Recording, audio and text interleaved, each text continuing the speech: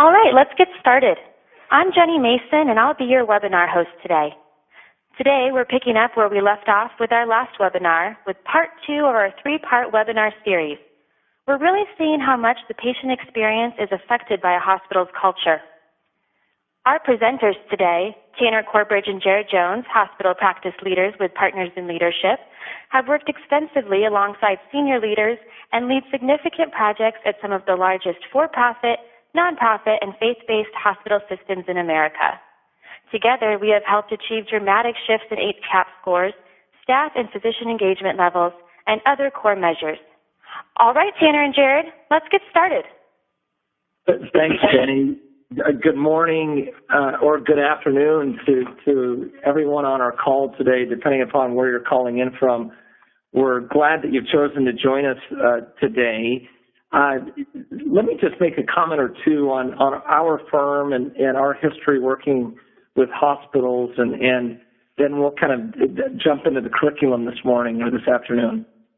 Our firm, Partners in Leadership, was founded 27 years ago, and throughout those 27 years, we've worked in hospitals, but that work began to accelerate in fairly substantial ways 4 or 5 years ago. And I don't think I need to explain to this audience why that would be the case. It's likely why you've joined the call today. But the intentional focus that we've placed on this space has brought about a tremendous learning from our perspective.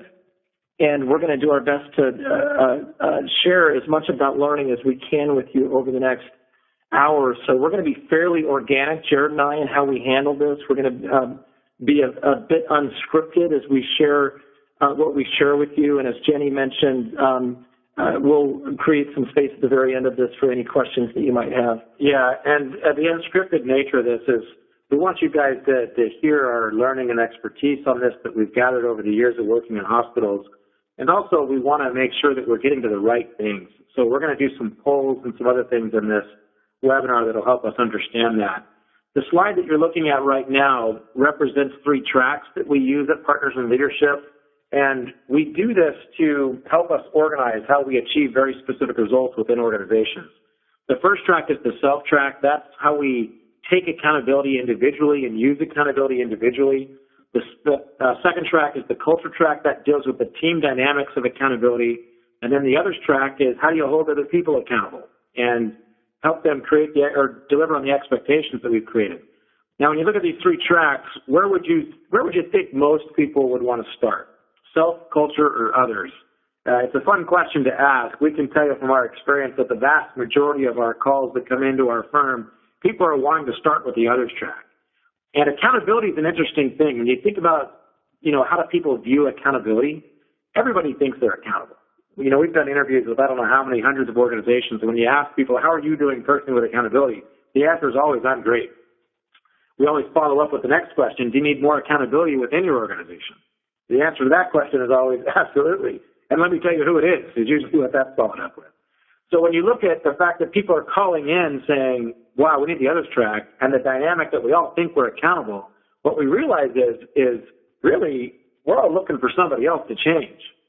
And the reality is we all have to change. There's a uniqueness to this approach that, no one's a complete train wreck here when it comes to accountability, but there's room for improvement. There's room to be better at it than we currently are. And these 3 tracks help you make sense out of that. So we're going to begin our conversation here by posing a question to you. It's important to us that we have a sense as to why you have joined the webinar today. And so we're just going to pose a very simple question to you. What is your purpose in joining today's webinar? And we've given you 4 options in response. The first option is this was my first webinar, first interaction with Partners in Leadership, and I was just simply interested in the topic. Your second option is I attended the last webinar or a previous webinar, and I wanted to learn more, so I'm back for kind of round 2 or round 3, depending upon how many webinars you've participated in. Option 3, I was on a previous webinar and wanted to then bring others into the conversation, and they're now attending with me today. And option 4 is someone I know attended a previous webinar, and they told me that they then invited me to attend. And so We're going to invite you to check all that apply. More than one of these statements might apply to you. For example, A and D could both potentially apply to you, but we'll give you a moment to process that.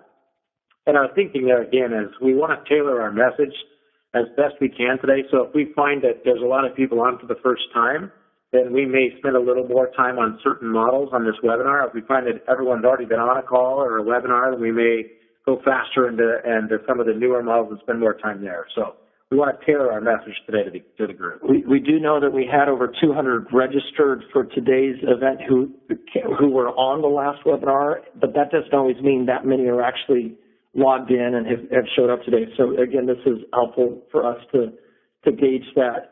So Jenny, why don't we close that and post the results of that webinar or rather that question. Okay, very good. So it looks like 57% of us said this is my first webinar with PIL. I'm interested in the topic. 35% said I was on the last webinar. I want to learn additional tools. So that's very helpful to, again, have a gauge as to why you're participating today and an inkling as to your history with our firm. Let us come to the second question that we're going to pose to you. And really two questions. The first question is, when working to improve HCAHPS scores today within your hospital, where are you currently spending most of your time? Are you spending it on strategy or on culture? And we're going to ask you to look at where you're spending the most of your time. So more than 50% on strategy, you're picking A.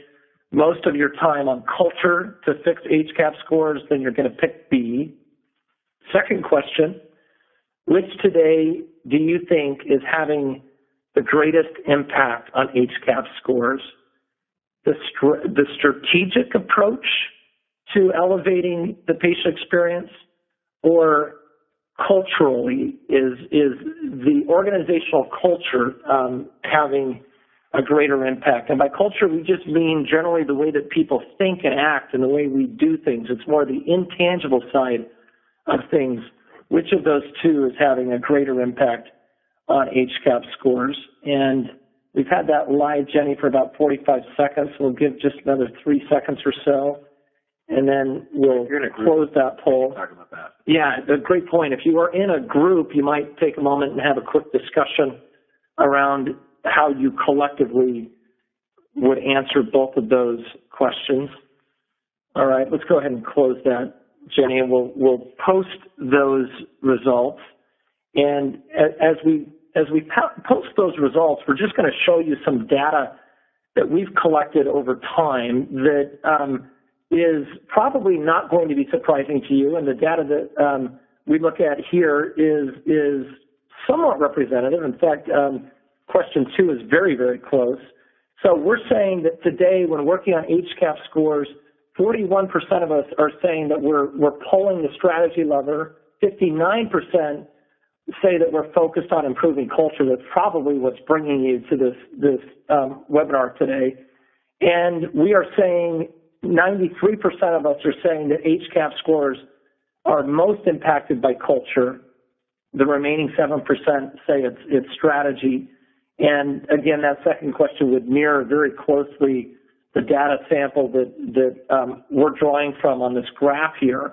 And so here's what we tend to find. When it comes to fixing the patient experience, most leadership teams tend to have a very heavy strategic focus on moving the needle on HCAHPS. And we've got the new wing-ding for rounding, and we've got a new approach to leader rounding, and we've got the new questions that we need to be asking for hourly rounding, and we're putting pressure on hourly rounding, and we're greatly focused and concerned about staffing levels, and in many cases appropriately so, because staffing is the patient sensing that they're not being taken care of. And in all of that effort, what in some cases, unbeknownst to even administrators, is that our approach is highly imbalanced. That in all of that effort, we're ignoring the reality that the patient is sensing the culture, that we can do everything perfectly on the checklist. In fact, we can ask every question perfectly. and still not deliver on the patient experience, because at the end of the day, our data tells us that the patient is sensing the culture more than anything else. Yeah, and to that end, we're going to share with you 3 principles to fixing the patient experience and getting it at the bedside. The first one we're going to share with you is getting the culture above the line. You know, when you think about culture and you think about the impact that it has on an organization, especially with getting it to the bedside, you've all just highlighted that very quickly by saying, look, 93% of us get that the culture has the biggest impact. And getting it above the line, which we're going to define for you just in a moment, it's really about getting accountability at the bedside, right? So to introduce that, we want to show you this model. We call this the steps to accountability. The steps to accountability is quite simply a model that defines accountability and really it defines engaging at a different level for the patient experience. You'll notice that line that separates this model in 2 parts. We refer to that as the line. It's really complicated, right? But it's really creative. The line separates really the difference between truly taking accountability and not. Above the line is the steps to accountability. See it, own it, solve it, do it. Below the line is the blame game and all the different categories that we see happening in the blame game. Ignore, deny, it's not my job. Finger pointing, confusion, tell me what to do, cover your tail, wait and see. And when you look across your hospital, there's probably examples that you could all identify very quickly on what it looks like to be below the line. In fact, when you're below the line, you're typically focused on what you can't control. You're frustrated. You're actually coming up with a good story to explain and justify why we're missing the result. When you're above the line, you're typically focused on what you can control. You're asking the question, what else can we do? You're totally focused on achieving the result. And everything you do is driving to that end. Now, if you look at this below the line part of the chart for just a moment, as just kind of a fun thing here, Tanner and I will throw out a few thoughts on what does it really look like. Let's just take HCAHPS for a minute. Let's say our HCAHPS we're floundering and we're not hitting the result we want there, and the organization is responding to the fact that we're missing. We're missing our target. We're missing our result. What would you actually hear people, and it'd be good for you to be thinking of your own organization for just a minute, what would you actually hear people say in relation to why we're not hitting our HCAHPS scores? And as you look at these below-the-line categories, you'll start to see them flush out. So ignore, deny. Ignore, deny, what's HCAHPS? I don't even know what that means. Is that real? Ignore and deny is 75th percentile. I thought that was the 3-year target. I had no idea. We were talking about 12-month churning. Yeah, it's not my job. The classic "it's not my job" is, hey, we're doing great on our unit. I don't know what's going on in the rest of the hospital, but we're killing it right here in this unit. Our HCAHPS scores are off the charts. Or the CNO saying to the CEO, you know, I delegated that to my directors, and you should know I am just as concerned about this as you are. If I knew what was going on, I'd tell you. Let's get some of those folks in the room. Let's get our directors on the call, and we'll figure out what's going on. Yeah, and finger pointing. You know what? The survey's wrong. The survey, it doesn't make sense. The way HCAHPS is even measured doesn't make sense. The physician group, if we employed our physicians, we could have control over them, but because we don't, the physicians are really to blame, or the big head nodder is the staffing levels. If we could get staffing right, magic would happen. Yeah, and confusion, tell me what to do. Confusion's the great defender of the status quo, we like to say. If you can be confused enough about something, well, we just don't change it, we leave it alone. And the confusion on HCAHPS is, well, I don't think they understand the questions on the survey. They're not even clear on what we're asking, or we've got so many other priorities going on right now. Which one do you want me to focus on? Just tell me where you want me to go. Yeah, confusion is a skill set, and individuals who can craft the ability throughout their career to slip into confusion will use it every day. You know, Jared calls it the great defender of the status quo because it tends to be used constantly when things go wrong, when we're not performing. You just slip into confusion, you get yourself off the hook, and we're good. Cover your tail. There's all kinds of emails or things that we send saying, hey, I told you this was going to be a problem. Frankly, I'm surprised we're even having this conversation right now. I got 3 copies of that email I sent you 3 months ago if you'd like to see a copy of it right now. Or here's the community hospital down the street. Here are their scores. the data would suggest that our community just has higher expectations than we can deliver on. So it's a population issue. Wait and see. Hey, when we get staffing right, we're there. We're really close to that. Just wait. It's going to be right once we fix that problem. We've just introduced a new rounding tool. We need to get everyone trained. Once everyone gets trained, we think we will see these scores skyrocket. Yeah. So guys, here's the real question. How much time do we really spend below the line? And as you contemplate that, there's entire careers that have been spent below the line. And people can do that and not even realize it. They can spend their entire career below the line and have no awareness around it. So this model creates an awareness that's really powerful. When people start recognizing, oh man, I am spending a lot of time there, and it's not helping me. It doesn't actually help me get the result. In fact, if you look at activity versus results, defining the difference. Actions people take that lead to results, that's activity. But the question is, do all activities produce results? Many of you would probably say, well, no. But if you look at the definition for results, the desired and undesired outcomes of taking actions, the fact of the matter is we're always producing results. In fact, taking no action produces a result. And so you can't really ever get away from the reality that we're always producing results, whether we do something or nothing. If we're on a team, we're impacting the result. And when you look at activity versus result into something very specific like rounding, we recently conducted some surveys on this, and we asked people, in your hospital, are your rounding efforts seen as a check-the-box effort or truly as an opportunity to create a meaningful interaction for the patient? 73% are saying our rounding efforts are just a check-the-box activity. So this activity versus result, we've got a lot of people in hospitals working on activity. In fact, we're really good in hospitals at creating the checklist. In fact, if you take that even further, one of the reasons we see for that is we try to look at a Mayo Clinic or a Cleveland Clinic or these organizations in the industry that we hold up as the gold standard for service. And we try to take all their best practices and then copy them. Well, what happens there, if you think about a Cleveland Clinic, really the reason why they're doing so well is because their culture is naturally taking care of the vast majority of the activity that's needed to be done. They're just naturally doing it because it's their culture. When we try to take that out of that organization's culture and plug it into ours, the 30 things that their organization is doing naturally now have to become part of our checklist because we're not already doing those naturally. So Cleveland Clinic might say, well, just do these 3 things. But when we pull them out, it's 33 things. Because the 30 things they're not even conscious of that their culture is just doing naturally, we have to become more conscious of. So we end up with a list of 33 things. And it feels overwhelming and daunting.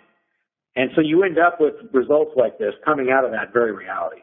It's what happens is we look at what they're doing and we think it's the strategic things that are happening, and then we take those strategies and we lay them on top of culture in our organizations that aren't aligned to execute those strategies, and they completely fail. And you're left with administrators and even clinicians who are missed by this. They're saying, hey, what is wrong with us? Why, we introduced the tool, we trained everybody on it, and now we're finding ourselves going to compliance just to see the adoption rate increase. And the problem is we're ignoring culture, and we framed accountability around activity as opposed to something bigger picture. So getting the culture above the line is the first principle, kind of going back to where we started this conversation. It's getting away from the activity check-the-box mentality and getting people clear on the results we need to achieve and how do I see it, own it, solve it, do it to achieve those results. And that brings us to getting accountability right in the organization. So let me just add one other thing before we move on that. This morning I've done 22 interviews with employees at a hospital. Jared and I are actually conducting this webinar from a hospital in Virginia right now. I did 22 interviews this morning, and we're looking at integration and what's sticking and what's not sticking and so forth. And of those 22 interviews, I bet 18 of the 22 naturally on their own organically talked about above the line versus below the line. There's a stickiness to that framework that after it's introduced, it tends to permeate, and it does so because it's so simple. When we create awareness as to what accountability sounds like versus what it doesn't sound like, what it looks like versus what it doesn't look like, we elevate the degree to which people take accountability because it's no longer safe to go below the line because it's acknowledged as being entirely ineffective. So another way to look at this, and a related principle to getting people above the line, is to look at the quote-unquote limitations of people just doing the job. So versus the result. Versus the result, that's right. So upper left-hand corner, that box we're going to say represents nursing, okay? They know what they're responsible for in nursing. They're very clear of their responsibility in their checklist. Upper right-hand box, let's say that's EVS, okay? And folks in EVS, they know what they're responsible for, okay? And then the bottom box we're going to say is labs. And folks in labs know exactly what they need to do and when they need to do it. They're really clear on what they're responsible for. The problem with framing accountability narrowly and framing it around activity is that as soon as something comes up relative to a patient need that is outside of my quote-unquote box, the question becomes, what do people say? And if accountability is framed around activity, people go to a place of, well, it's not my job. And when people go to a place of it's not my job, things start falling through the cracks. Call lights go on, and we're not responsive to the call light. Needs are sent out to labs, or orders are made to labs, and we're not responsive enough. Or discharge is taking 4 hours when it should take 90 minutes. And things are falling through the cracks, and the organization's saying, we need more. The question is what? Most organizations say we need more people. This is a people issue. So we hire more people. We give them a title and a job description. We say, hey, don't let anything fall through the cracks over there. Those are your 5 rooms you need to clean in EVS. Make sure you get those rooms cleaned. Well, the question becomes, do things still fall through the cracks in this environment? The answer, of course, is yes. So what do? We hire yet more people. Have we become any more accountable in this environment? We've certainly grown fatter. But we're, you could argue, no more accountable for the patient experience in this environment. We've just kind of hired crack fillers and we said, go over there and do your job. So here's what we know. People will work for money. They work harder for good leaders, but people work hardest for a cause. And when people get connected to the cause and accountability is framed around the big picture, you start seeing different behaviors. So the visual you're seeing now is this notion of joint accountability for the patient experience. It's culturally informed. When you get the culture centered on the patient experience, you see different behaviors result from that dynamic. In other words, when people are connected to the cause and the call light goes on, whether you're a dietitian, you're from EVS, or you're a clinician that's not assigned to that patient, you see behavior of responsiveness. And the key there is you've got people taking accountability for the patient experience. We've talked about the patient experience a lot, but getting people to remove themselves from the below-the-line stuff and spend less time there and more time on see it, own it, solve it, do it. How do I take accountability for the patient experience with my team, with me individually? That's what Tanner's referring to here is joint accountability is the above-the-line version of accountability we just talked with you about. It's not holding people accountable. It's not hitting them with a 2x4 when they mess it up. It's how do you get people to proactively take accountability and engage at a different level, which is what above the line looks like. So we're sitting in a conference room of about a 400-bed hospital right now. This particular hospital, we received an email from their CEO a couple of months ago. He titled the email Type 1. We'll interpret that in a moment. And he then captured a screenshot of their Facebook page that had 65,000 likes in a 48-hour period of time. And the Facebook posting was of a gentleman by the name of DeMarcus from their EVS group. And the short version of what DeMarcus did that kind of caused this reaction was DeMarcus, working in EVS, is in a patient's room, and he hears the spouse of a patient expressing concern that the patient had not been eating his food. And DeMarcus hears this conversation happening. He leaves the room. He comes back 2 hours later, and the spouse is now gone home, but he notices that the food is still untouched. He asks the patient if the patient needs help eating, The patient says that would be wonderful. DeMarcus washes his hands. He comes back, he sits down next to the patient, and he begins to feed the patient. DeMarcus goes home from work that evening. It's several hours later, and it's the dinner hour. He lives just down the road from the facility, and he's concerned about whether or not the patient is eating. DeMarcus goes back to this particular floor, third floor, and he goes in and sits down next to the patient and helps the patient eat again. DeMarcus does this off the clock for 3 more days until it's discovered what's happening. The director of EBS discovers what's happening, makes the CEO aware of it, and they do a fairly substantial piece of recognition around DeMarcus's demonstration of being connected to the patient experience. Those are the types of stories you start to hear when you get joint accountability for the patient experience right. That's right. So the next principle that we want to talk to you about, so getting the culture above the line is principle number 1. Principle number 2 is identify and reorient belief bias. This is where getting to the bedside really starts to grab specific attention. And getting to the bedside with everybody, and what we talked about with accountability is starting to get there. We want to introduce another model here that helps you see this. We call this the results pyramid. The results pyramid is quite simply the fact that we're trying to get results all the time in organizations. And to get results, people take action. In order to get action, there's a reason why people act the way they act. So let me actually frame this up with a quick example. We had an organization, 1,800 nurses, another hospital, and the organization went out to these 1,800 nurses and said, we need this new form filled out. Every time you discharge a patient, you got to fill out the new form. The nurses looked at the form and said, there's no valuable information on this form that we're not already getting somewhere else. So what would you expect to see happening with that? Probably very little. The nurses were saying, we're already getting the information, so why fill out this form?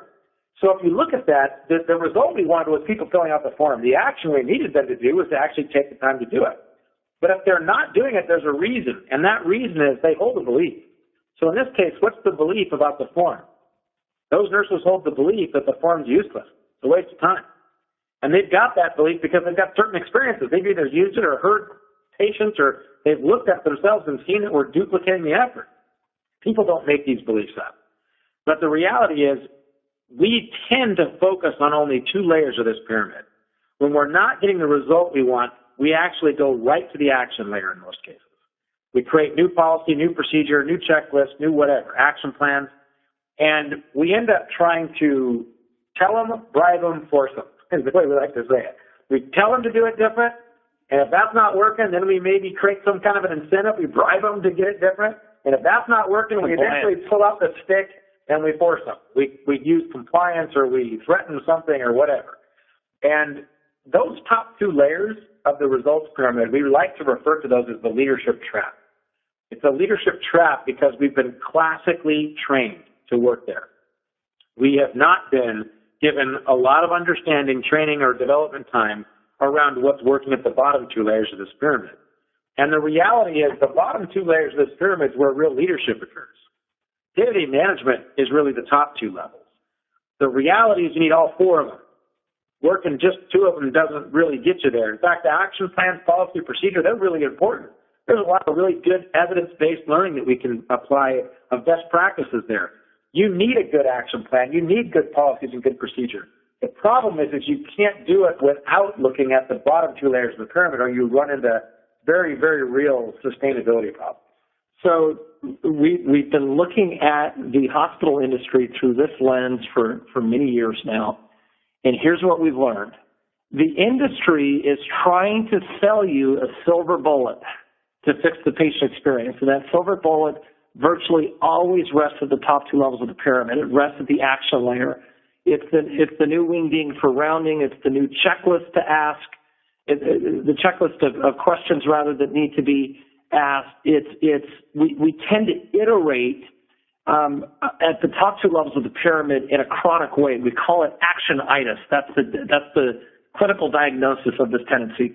And in all of that effort, we fail to ignore the reality that people think and that there are reasons why they think the way they do.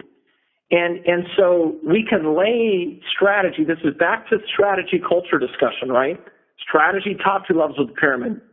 And we're heavy on compliance and holding people accountable to the activity at the top 2 levels of the pyramid. Bottom 2 levels of the pyramid is the leadership model. Leaders are most concerned about getting the belief right. They know if they can get the belief right amongst their people are going to self-select the behavior we need to see, not because the policy or the checklist is requiring their participation, but rather because the belief is espousing it. So as you see building out kind of the value of the model and the framework that we've introduced here, the results pyramid model applies to your entire hospital staff and not just the patients. Your staff's beliefs are driving their actions, which are producing the results you're getting now. Strategy alone is not enough to sustain higher HCAHPS scores. There has to be an acknowledgement of the beliefs that are being held.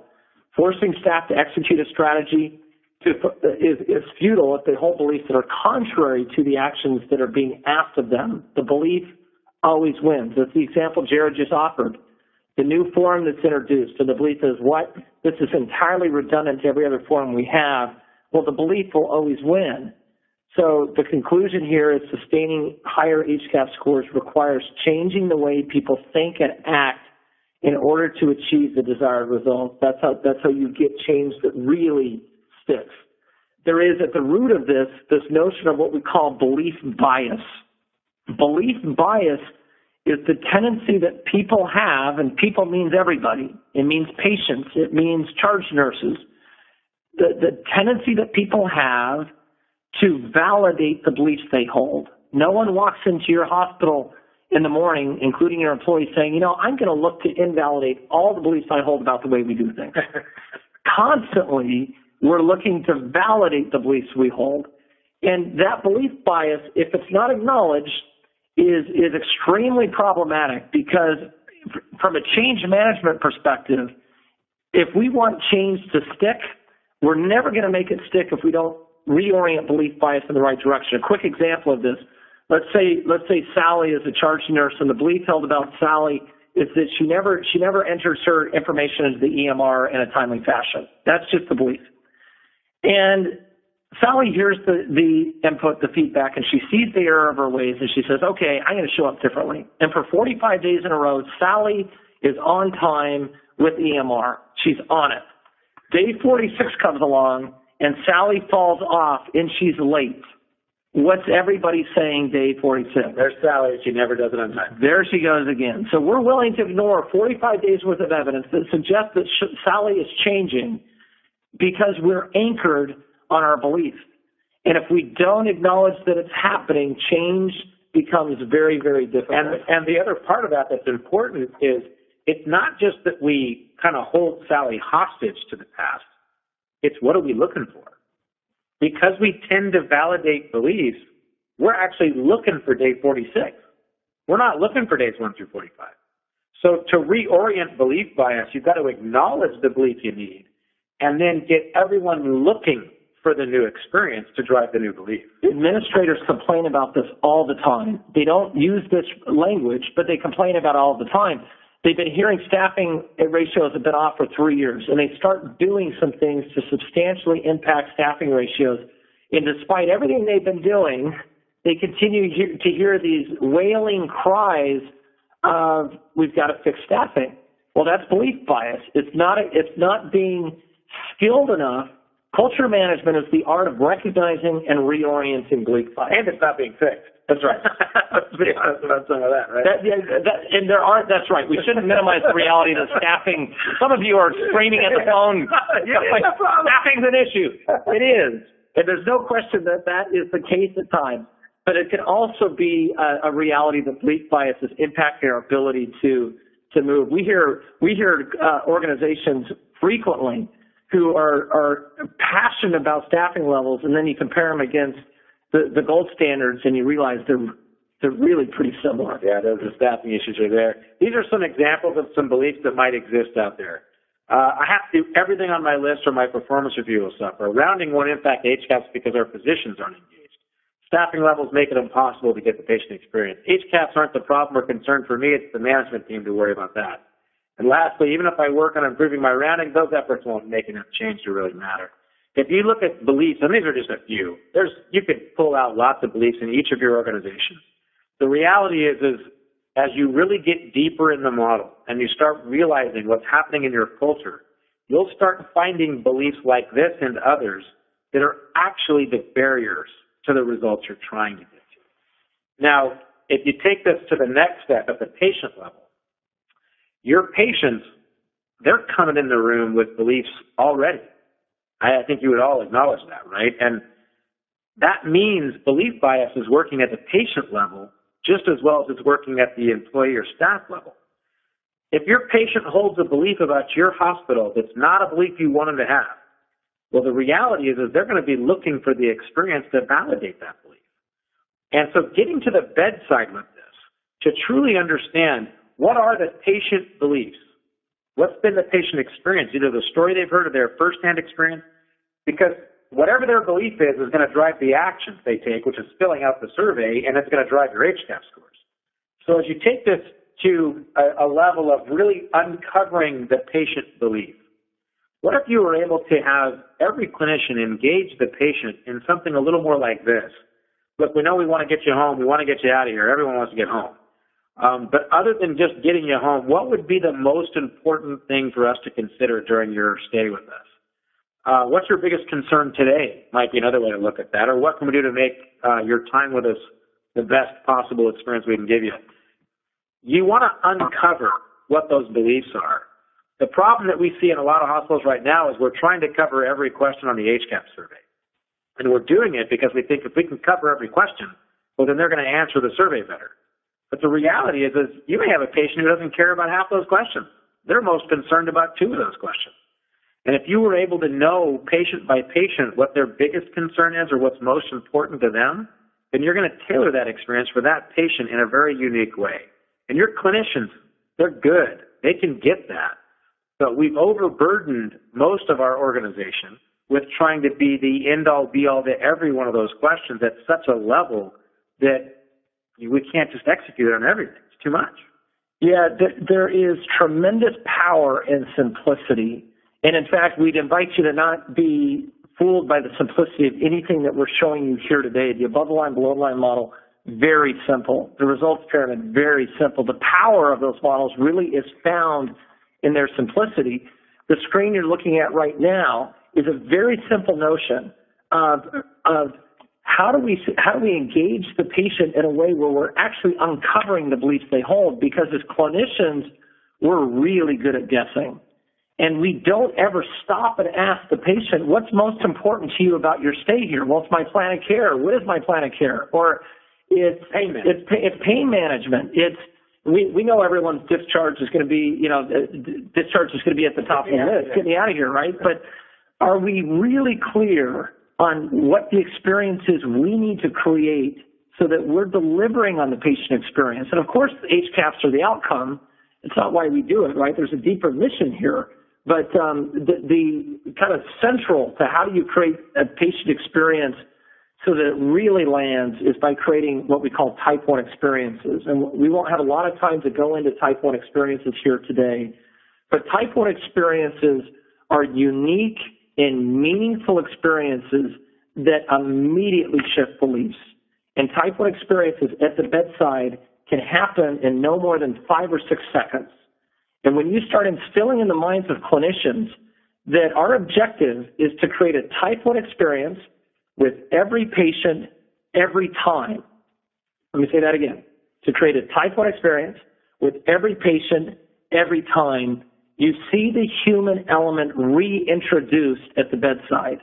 And we no longer become robots of here's what you do at 2 feet in, here's what you do at 4 feet in, now you do this at 6 feet in. That's what we've become, that prescriptive at the bedside, that we've robbed people of their humanity in some instances. I'm using hyperbole and overstating that, but not by a lot. And we spent a lot of time rounding and watching. We're not overstating that by a lot. If you can reorient that thinking to creating type 1 experiences at the bedside, you actually have the patient now sensing culture as opposed to thinking that the magical questions are going to do it. Absolutely. Absolutely. So if you look at our third principle here, the first two, get the culture above the line. Second, identify and reorient belief bias specifically with type 1 experiences. And third, there's a change methodology to this that we refer to as train, retain, sustain. There is a training element of what we need to do to get people moving in a different direction. You've got to onboard people into some of that work. Where we really, though, tend to fall down is in the retain and sustain side of that. We kind of think training's the solution. Now, training has its place, but training's like 20% of the effort.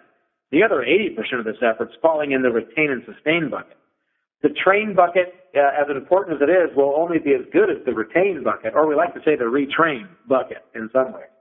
That means formally and informally reintroducing concepts and models and movement to people. We like to say 7 times, 7 ways, 7 different ways. The airline industry used to use that a lot with pilots, that when they introduce a new policy or a new change in the cockpit, they have to train them 7 times in 7 ways before they feel like they've got it. And these are really intelligent people. And your clinicians, you've got muscle memory built into how you do what you do every day. And anyone who's ever tried to change a golf swing or change their hand position on a piano keyboard or do anything differently than they ever originally learned how to do it, you have soreness in that. There's muscle memory built in the way you do it. And you've got to be very clear on the retain strategy to break that muscle memory. The sustain piece is how do you hardwire it? How does every meeting agenda change? How do your performance reviews change? How does your hiring process change? What are the hardwired systems that you have occurring in your organization every day that need to shift so that you can sustain the changes that you're making? So one thing I'd add to this briefly is the purpose of training is to freeze belief bias. You know, there's a training element to what Jared and I have been doing over the last 45 minutes here. And if the message is effective, if it's good, it should cause individuals to say, okay, maybe things could be different around here, and maybe I could be part of the change occurring. That's all we really accomplish with training. Maybe there are some anecdotal behaviors that result, behavior changes that result from training, but it will not move culture. The retain and sustain pieces, if they don't happen, and they typically don't, most change efforts are a poster campaign that we create mouse pads and screensavers, and 4 months later, everyone's mocking the language to defend why we didn't integrate, why we didn't retain and sustain. And so if a change effort is going to be successful, there has to be tactical retention things that take place and tactical efforts to sustain the change over the long term. And again, that speaks to systems integration, which Jared just touched on. So to summarize the 3 principles that we would leave with you today, get the culture above the line. There's a very specific approach and plan and approach to doing that. Identify and reorient belief bias. Again, very specific plan and approach to doing that. And then 3, ensure the change really lands through a train, retain, and sustain map and plan and approach to making sure that occurs. Now, a couple of closing thoughts here, and then we're going to go to some Q&A. But either you manage your culture, how would you change that? Either you manage your culture or your culture will manage you. We know that that's how it works. Some of you are feeling that way right now. Some of you are sitting here going, boy, I wish we could think that way, but that's never going to happen here. Well, that's your culture managing you. That's not the other way around. And we've actually done some study on who comes to these webinars and what you need from us coming out of these webinars. And what we found is about 70%, as we do our follow-up calls with you, tell us, I'd love to take this forward in my organization, but I really don't know what to do next, or I'm not a decision maker. I just don't know how to move it forward. 18% of you are roughly saying it's just not the right time. We've either got something else going on right now or we don't want to shift focus. Another 12% are saying, well, we just did it for personal development purposes, and that's really all. So we took this feedback and we wanted to address it in a way that helps you actually answer the first bucket where we see the majority of people answering, which is, I'd really like to take this back to my organization and move it forward, but I just don't know how to do it. We've created what we call an ebook. It's a very simple review of what we've what we've done in this call, in this webinar. We're going to provide that ebook to all of you so that you can go back and share that and create discussion and dialogue around that. We obviously are working with organizations, hospitals all over the country, and would be very interested in working with you on this call as well and helping you with this. Whether it's just a small group of people that you have control over or influence over, or whether you're a senior executive at a major hospital, it doesn't really matter. We're happy to chat with you and talk with you and help you with wherever you're at in your organization. So that said, we would love to answer any other questions that you have at this time. If you would submit those questions through the chat feature on the WebEx, we'll make sure that we answer those. We've got a few that have already been sent in to us that we can answer. And while we're answering that question, this is our contact information. If you'd like to get in touch with Tanner or I, we both lead our hospital practice and our hospital team here at Partners in Leadership and have many years of experience, as Tanner mentioned, working with hospitals. We're in a hospital right now, engaged in a project today. We've done hundreds of hours of rounding. We've got lots of experience in the patient room with clinicians and with all kinds of services, ancillary services throughout the hospital. The question is always impact and return on resource and investment and so forth. We walked out of a hospital 2-3 weeks ago just outside of Atlanta, Georgia, that has moved 30 plus points on Press Ganey in 10 months, applying these principles. It's not unusual for us to walk out of a facility with that type of momentum and impact happening on their outcomes. Clinicians can be initially skeptical about the next initiative coming because they've seen it all throughout their careers. The thing that we found that translates for most clinicians is when they start to understand how the results pyramid works. And now we've moved culture from right-brained, warm and fuzzy and ethereal to left-brained and tactical. And when you make culture a tactical left-brain exercise, we actually become much more comfortable with it. Jenny, why don't we bring you back on, and we see that a couple of questions have come through here. Why don't we give you a moment to pose in whatever order you would like those that are coming in. Definitely. Thanks, Tanner and Jared. I do have a question here from Martin. He says, I like what I've heard, but I'm not sure how to create movement at my level to bring it in. How do you suggest I create awareness around this for the other people I need to get on board? You know, Jared just mentioned the ebook. That can be a useful path. There are, and of course, there's the recording of this webinar. That can be a useful path as well. We have change methodologies that are written, authored for the hospital space, white papers, basically, that can be a useful read as well for someone who's less inclined to listen to a webinar but would be interested in reading. Those are a couple of paths. We're, of course, happy to hop. We're happy to hop on a call at any time you'd like. And the recording of these webinars. Right, and have those conversations so that, you know, we've been fairly high level and general and generic here.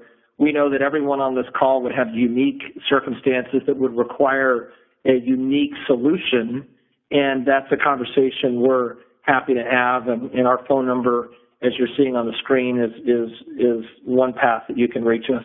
You know, we see another question here that was sent from, it looks like a nurse leader, and the question is, look, staffing is a reality. We've got things that we need to deal with. How do we deal with staffing when it's a reality? We're not trying to be below the line. That's roughly the question that's being asked here. The reality is, you know, getting above the line, that doesn't mean that there's not real issues or real challenges. Getting above the line means acknowledging the reality of your situation, then asking what else can we do to get the results still. Because as many of you, I think, would acknowledge, having any issue, even a staffing issue, still doesn't get you off the hook. There's still a need to get the result we need to get. And challenging and pushing ourselves to take accountability for that result in a different and unique way, even with our issues around staffing, that's really the key. It's really an important point because we don't want to in any way be invalidating or unempathetic of those realities, but those realities those reasons can become excuses and paralyze the culture. We get so good at saying it's corporate, it's the system's fault. We get so good at saying it's the population, and we're located in a really rough area, and therefore the patient, we can never satisfy the patient or whatever. That story gets told, and we start to believe it. We start to believe that's the reason we can't deliver, and now everyone's collectively off the hook. We've got our story written, and there's no need to get the results anymore because we've got our story. And whether you deliver the results or the story, they both end me up in an okay place. That's the danger of becoming numb to below-the-line behaviors. And again, the only way to not become numb is to create awareness that it's happening. Jenny, any additional questions? Yes, I do have one from Anna here. She said, earlier you said you have helped several hospitals achieve great results. Are the hospitals you're working with all doing the same thing, or is it different for every single one? That's a great question. It's never a one-size-fits-all.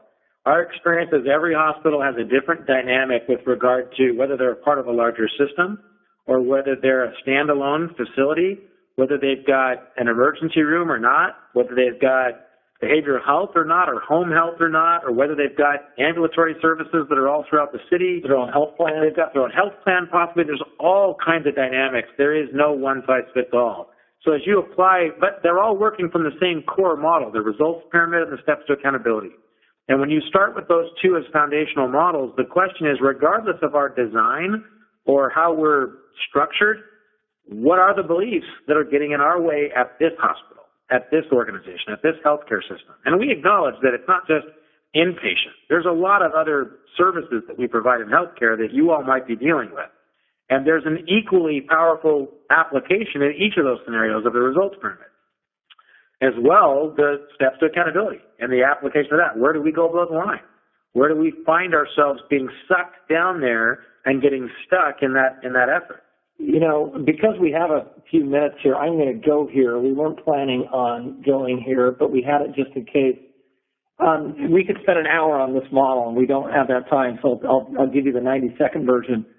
C1 represents current culture, the way people think and act today, and C1 is producing what we call R1, and R1 represents the results we're delivering today. This is just a simplification of the results pyramid model that we introduced earlier.